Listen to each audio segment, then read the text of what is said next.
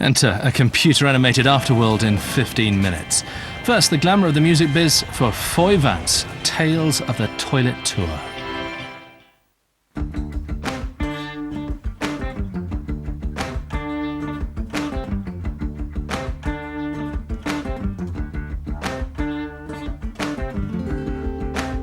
I'm in the Oh Yeah building, which is going to be the hub of all things creative in Belfast. It's in the heart of the Cathedral Quarter. I'm in a beat-up Parkinson's chair, in a beat-up elevator.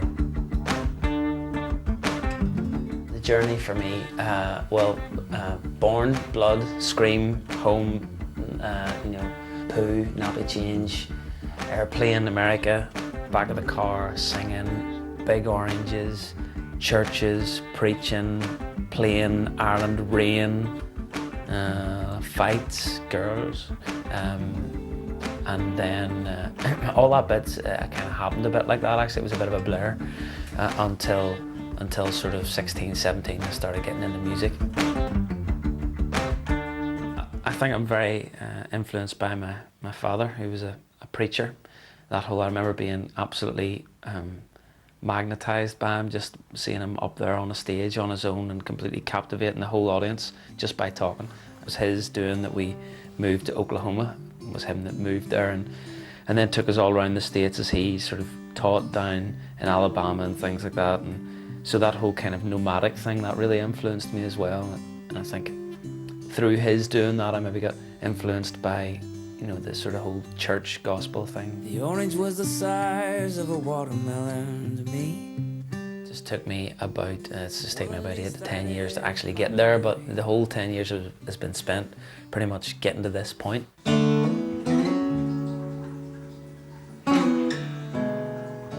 Where the toilet tour came from is a wee bit of a mystery. I never feel like I can explain it completely without sounding like I'm, trying to enter it for the Turner Prize or something.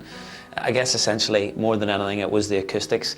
Then I had this vision. I was thinking, wouldn't it be great to go around Ireland with, everyone in the car, get a stand-up bass player, get a guy with brushes and an old snare, and I'll get the guitar. We'll just get the cameras. We'll tour Ireland and we'll play in toilets and record it, and I would release an album called The Toilet Tour. Then when I was releasing my first EP, I thought, well, this is the perfect time to get back into the toilets or introduce toilets somehow into that. So I did the birth of The Toilet Tour and did the gig at the Bedford and Balham. In silence, For Song of the Night was done from the toilet. Desire, what catches the eye, the freedom.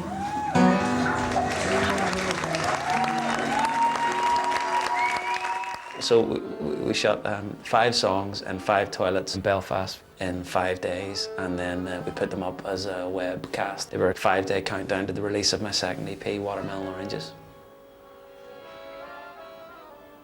We sent a CD out with just demos to various people, and the girl that chooses the music for Grey's Anatomy got back to us and said she would like to use Homebird, which we were just about to release on an EP. 2 weeks later, she called back and said, I'd really like to use this other song on this CD, Gabriel and the Vagabond, and would you mind?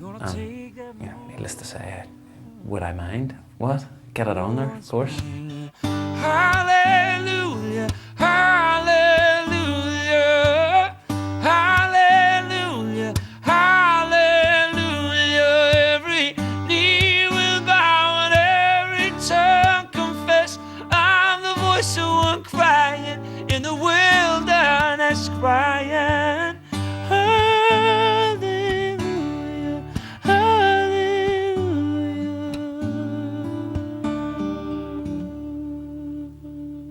I've been pretty blessed with the whole gigging thing, I must say.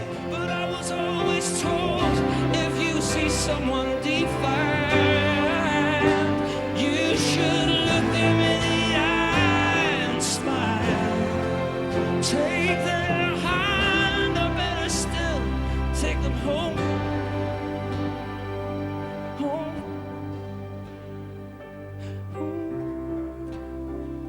first big gig in London was Ronnie Scott's, which was somewhere that had, you know, been on the map for a long time, and I never thought I'd get playing there, but I did, so that was great. And then I think probably most recently the one in New York with Rachel Fuller and Pete Townsend and Martha Wainwright.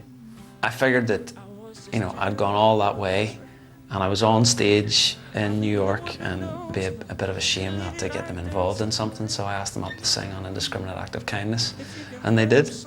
Fair play to them, you know, they got up and sang. And consider it an indiscriminate act of kindness. Consider it an indiscriminate act of kindness. Consider it an indiscriminate act of kindness. Consider it an indiscriminate act of kindness. Consider it an indiscriminate act of kindness. Consider it an indiscriminate act of kindness. Consider it. I actually had a bit of a moment in there. I looked left, and, you know, Pete Townsend was standing there, and to my right, Martha Wainwright, when they were all, you know, singing backing vocals. And I thought, wow, that's a bit weird. Of kindness.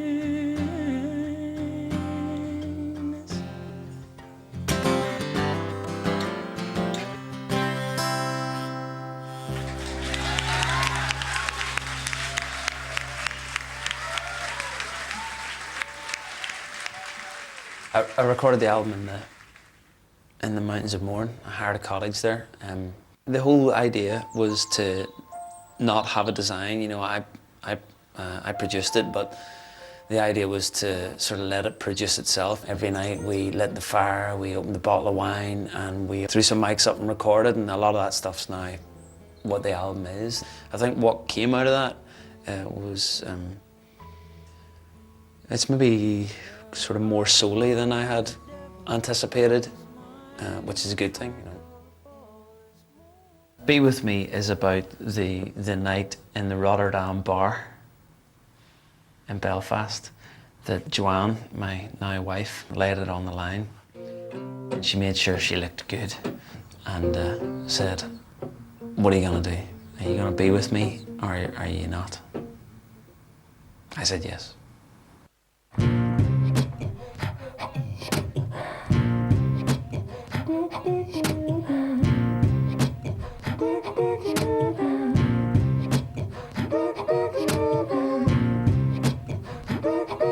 You know that I just smiled and I held a rhyme and I tried to play it cool. Oh, I said, babe, I ain't gonna lie. You know you caught me on the back foot.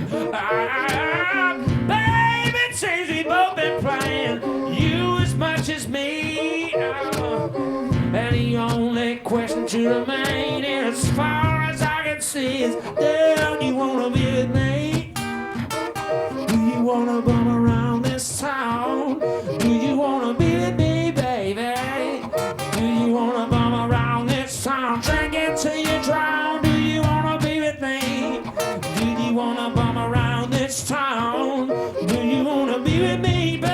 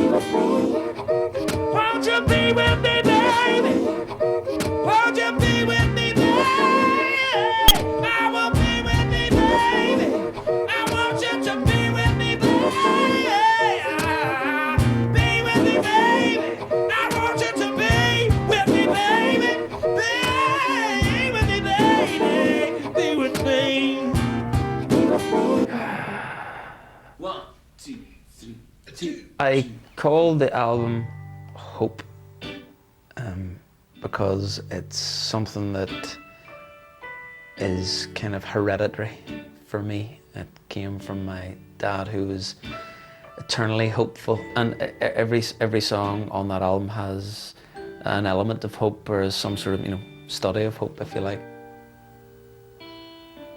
I've created the album to be things that I like. It's not about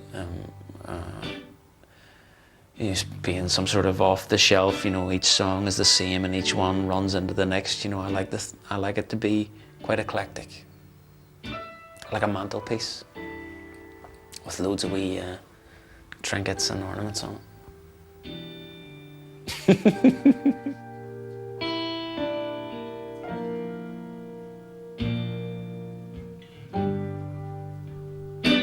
When I first saw you, baby, something strange happened inside.